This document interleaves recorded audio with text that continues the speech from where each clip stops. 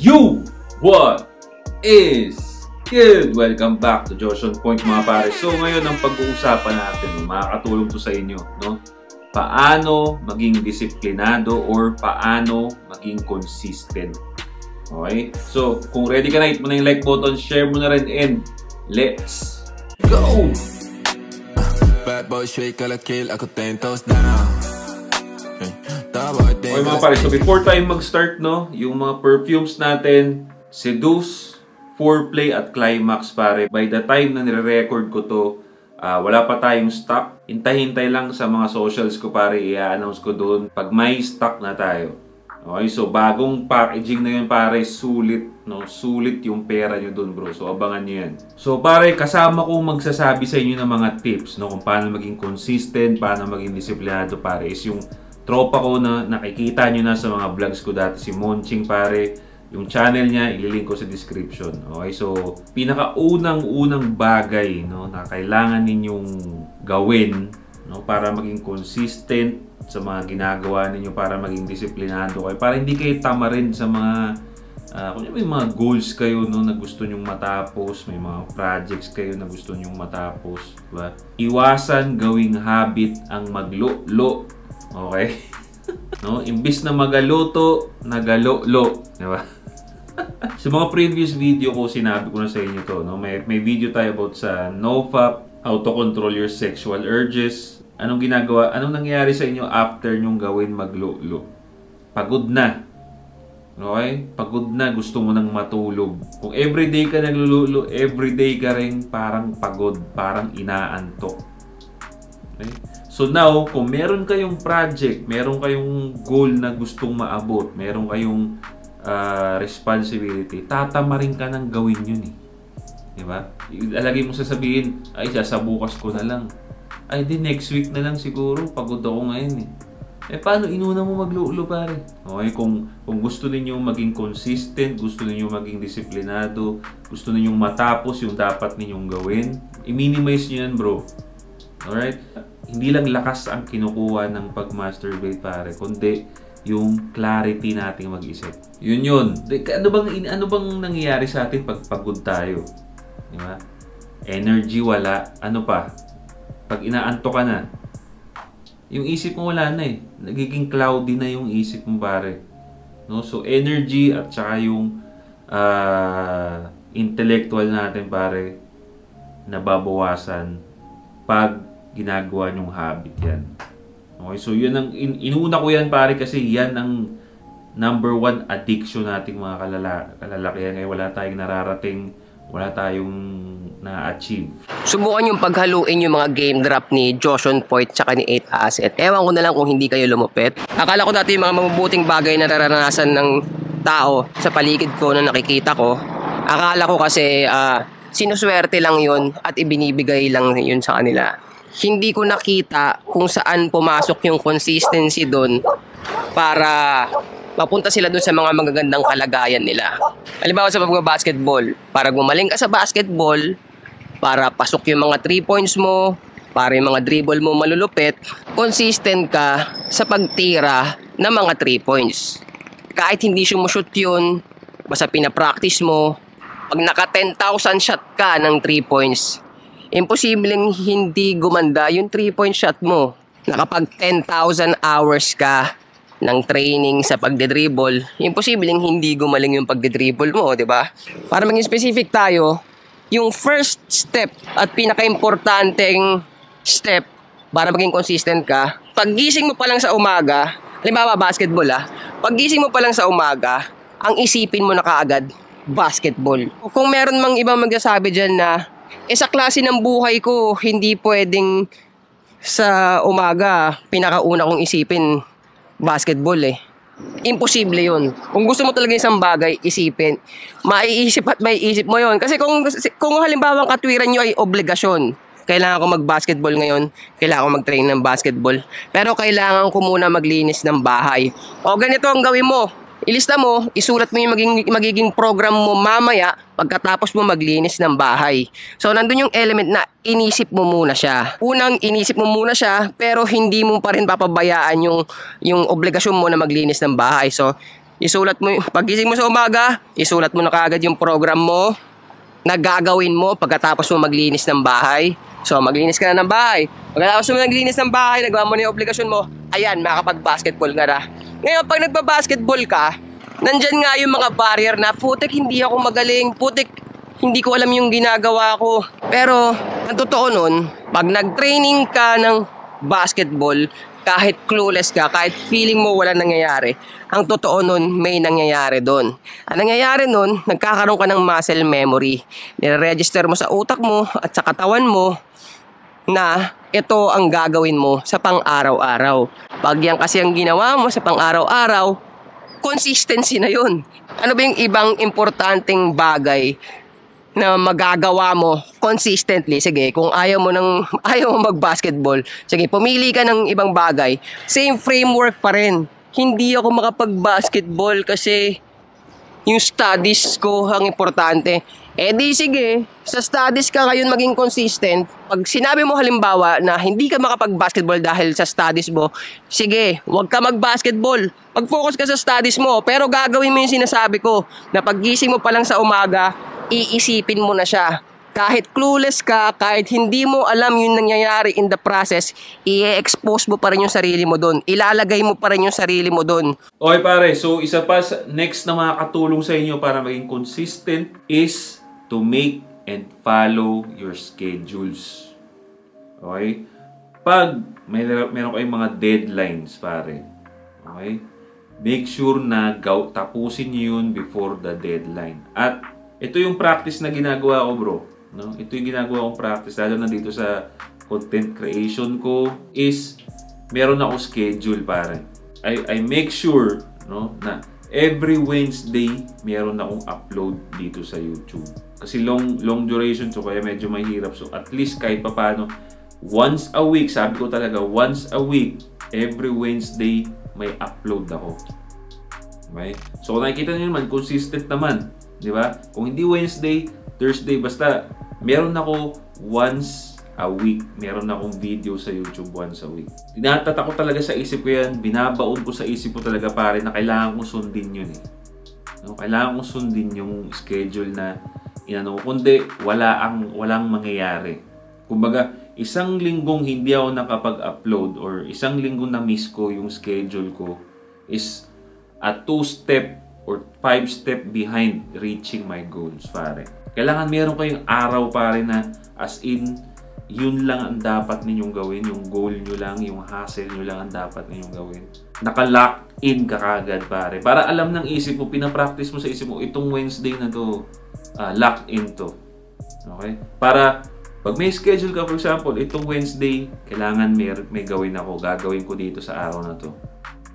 Ahead. So, nangyari, bago pumasok yung week na yun, so, Saturday, no? Ito, next Wednesday, kailangan gawin mo na to. So, kung meron mang mga magyaya sa'yo, pare, may magyaya sa'yo ng inuman ng Wednesday, pare, maalangan ka na eh. Kasi sabi mo, may schedule ako ng pre, mayroon akong gawa niya ng Wednesday. Move na lang natin ng Tuesday. So, Tuesday ako pwede, para Wednesday kasi meron na akong lakad eh.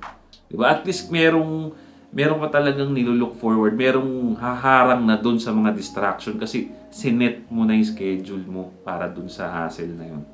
Yun yung ginagawa ko eh. Kaya pag naset ko na nagagawa ko ng video na to, kahit sinong magayan dyan na tropa, wala. No? Pwede akong umawag, sabihin ko pare sige habol ako, pero hanggat di natatapos tong kailangan kong gawin na video, hindi ako pupunta. No, kung malate na ako, nag-uwi na sila, okay, tutuloy ko tong video na to. Okay pare, so make a schedule. I-schedule nyo at make sure na susundin nyo yun. So next pare, ito related to doon sa last nating example, which is yung make a schedule or follow your schedule. Paano nga pag hindi mo sinunod yung schedule mo? So next tip ko is to punish yourself. Pag hindi nyo sinunod yung schedule nyo, make sure na parusahan nyo yung sarili ninyo. Okay? Paano naman yun? Ano ibig ko sabihin nun? Maglalatigo ba kami? Papaluin namin yung sarili namin ng latigo para lang pag hindi namin nasundin. Hindi pare. Punish yourselves mentally pag hindi nyo nagawa yung schedule na yun. i-guilt trip ninyo yung mga sarili ninyo pag na-miss ninyo yung schedule nyo na yun. For example, ako itong mga pinagsasabi ko pare, ito ginagawa ko kasi ito lahat na sinishare ko lang sa inyo. Kaya nandito ako ngayon. Hindi man ako ganun kasikat. Hindi man ako ganun kayaman. Pero dahil sa mga ginagawa ko na to, komportable yung buhay ko eh. Diba? So, balik tayo doon sa point natin, no? Punish yourself. May mga time, no? Mga subscriber ko kayo, alam nyo yan eh. May mga week na hindi ako makapag-upload dahil nag-conflict sa schedule. Minsan, sumasakto na nag-out of the country. Katulad lately, di ba? Sakto. Nung nag-Thailand kami, kakalipat lang namin. So, nag-aayos kami ng gamit dito. At the same time, nagpaplano kami dun sa Thailand. So, hindi talaga ako nagkaroon ng oras mag-upload. Now, nung na-miss ko yung Wednesday, isang week na hindi ako nakapag-upload, pare. Inaano ko sa isip ko na, bro, isang ano na naman to, puta. Yung mga subscriber ko, magsasawa na sa akin, brad. No? Maghahanap na ng iba itong mga subscriber ko. Alam mo yun, ginigilt ko yung sarili ko na hindi kasi dapat ganun. Dapat siningit mo man lang magkaroon ng konting video, Josh. Ginagano ko yung sarili ko. Naku, matatabunan na ako nito, makakalimutan ako ng mga subscriber ko nito. Alam yan ng Esme ko, lagi ko sinasabi sa kanya pagka hindi ako nakapag-upload ng isang linggo, na miss ko yung schedule. Sasabihin ko sa kanya, para ako nilalagnat Parang hindi ako nakapag-upload, para ako nilalagnat. No? Hanggang sa ganun nga pre, pag hindi ako nakapag-upload, parang nasama ng pakiramdam ko kasi inano ko sa isip ko na pag hindi ako nakapag-upload, pinaparusahan ko mentally yung sarili ko. Gini-guilt trip ko yung sarili ko. Baka may mga naniniwala yung iba na masyado mong pinipressure yung sarili mo, Boss Josh. Masyado mong pinipressure yung sarili mo sa mga ganyang bagay. Well, oo. Kasi may gusto akong marating eh. Diba? Pag wala kang pressure na naramdaman sa buhay mo, ibig sabihin wala kang ginagawa. Okay? Ganun lang yun. Diba? The more na pinipressure mo yung sarili mo, the more na magsastrive ka to get more, and you will get more. With this, no, matutulungan yung sarili mo na maiwasan yung ganitong feeling na mag-guilty ka. So, pangit sa feeling eh. Diba? Pangit sa feeling pag hindi ako nakakapag-upload. So, kailangan ko talaga sundin yung schedule ko. So, if you practice na mag-guilt trip ka, masama yung pakiramdam mo pag hindi ka nakakapag-upload, iiwasan mo yun. So, that's the time na magiging consistent ka. Okay? Pakiramdam mo, hindi na nagkakaroon ng resulta. Pakiramdam mo, lahat to pakiramdam mo lang. Pakiramdam mo, nagsasayang ka na lang ng oras. Nag-e-effort ka para sa wala. Pakiramdam mo lang yun. Kasi yun yung tinatawag na valley of despair. Maging consistent ka sa pag-aaral mo until eventually, mamaniin mo yung kung ano man yung inaaral mo na yan. Eventually, mamaniin mo yan. Matatapos mo yan, makakapag-basketball ka na. Dumaan ka nun sa Valley of Despair, mahirap. Pero hindi ka umalis. Hindi ka umalis, hindi ka sumuko. Naging consistent ka pa rin. Imposible na hindi ka magtagumpay sa isang bagay kapag naging consistent ka. Imposible yun. Pag meron kang bagay na ginagawa, meron kang bagay na gusto ma-accomplish at tapusin, tigilan mo yung mga negative self-talk. Kasi wala ka naman magagawa kung hindi gawin mo pa rin yung isang bagay. So, tuloy-tuloy lang, gawin mo lang. Tapos eventually, magiging successful ka, di ba? Halimbawa sa basketball, una, hobby mo lang siya.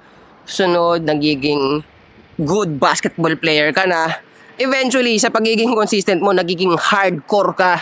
Habang pinagdadaanan mo yung mga cycles of change, merong dopamine hit eh. Yun yung natutuwa ka pag yun yung natutuwa ka pag nagkakaroon ng resulta yung isang bagay. Nagkakaroon ka ng dopamine hit. Lalo ka nagtutuloy-tuloy, lalo kang gumagaling dun sa ginagawa mo.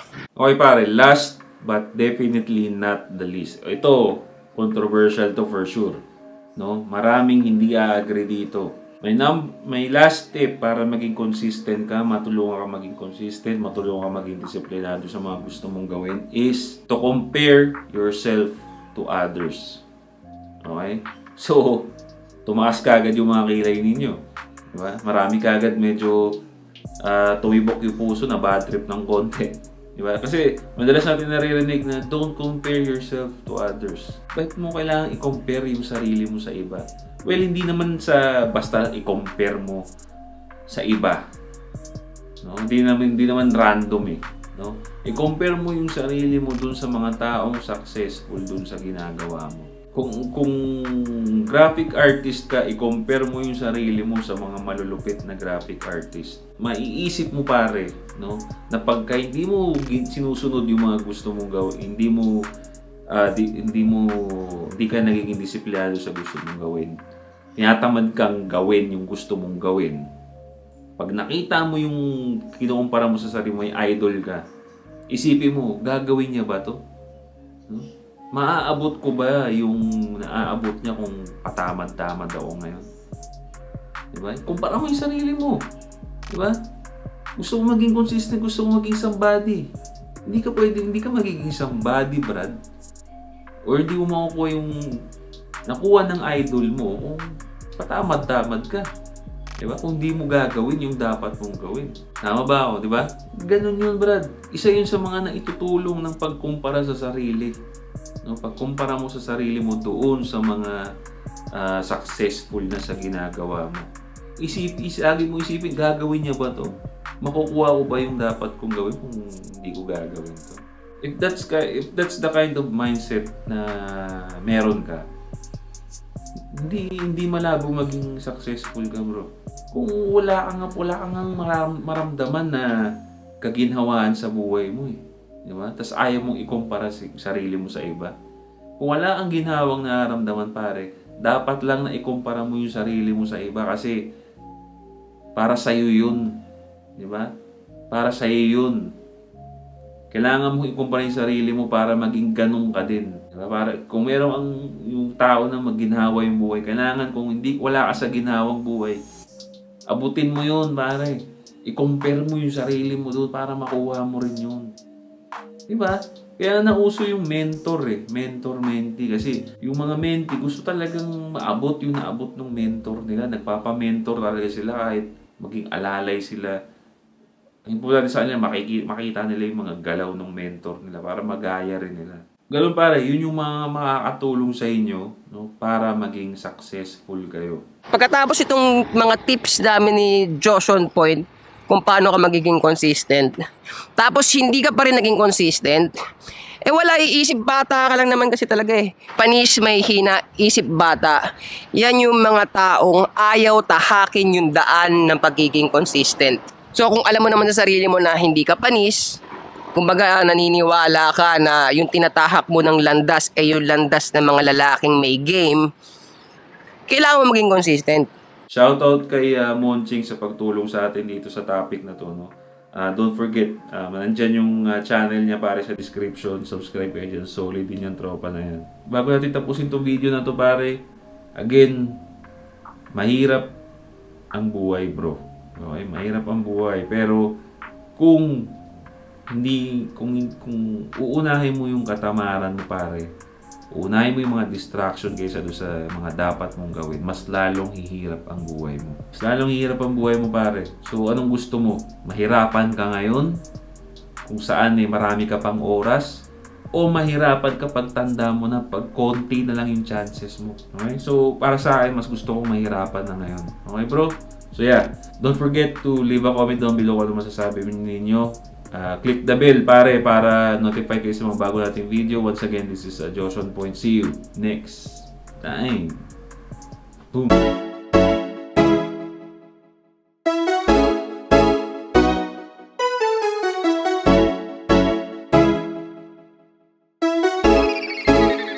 GFAB